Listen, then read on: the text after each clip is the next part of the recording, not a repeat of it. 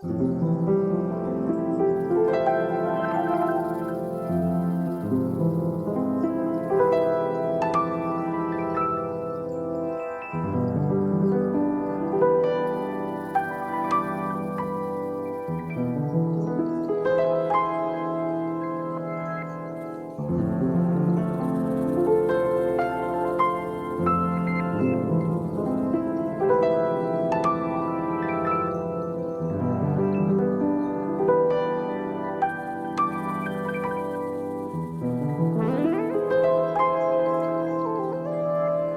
sasabihin sa'yo?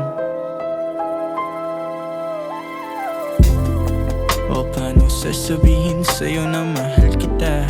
Sa buong buhay ko ay parte ka. Kung malabong maipaliwanag ang lahat gamit ang salita, pero susubukan ko kahit pa madalas man tayong dalawa na nag-aaway.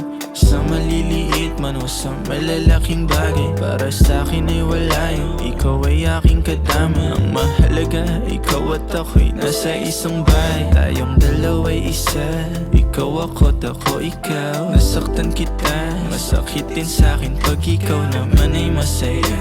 Ay ano pa ako, sa ngiti mo'y nahuhulog ulit. Pwedeng pasalubhe para sa'kin. Iba na yung pakiramdam nung una kang napangitik, nung una kitang nasaktan. Ang pagngiti mo'y isang sining, ako may kagagawanan nang pumapatak mong luha na ayokong dagdagan. Ang salitang pagmamahal ngayon mas naintindihan. Akala ko nadama na sa unang nakaibigan. Ibang iba ka sa iba't iba, di ka pantipigan. Oo, di lang sa pisikal mong katangian ang hindi mapaliwanag sa aking nararamdaman. Ang tamang salita kung bakit ay wala pang may alam, pero ikaw lang ang may alam kung paano napadama sa'kin. Yan ang tamang dahilan kung ba't mahal kita. Oo, mahal kita. Oo, mahal kita.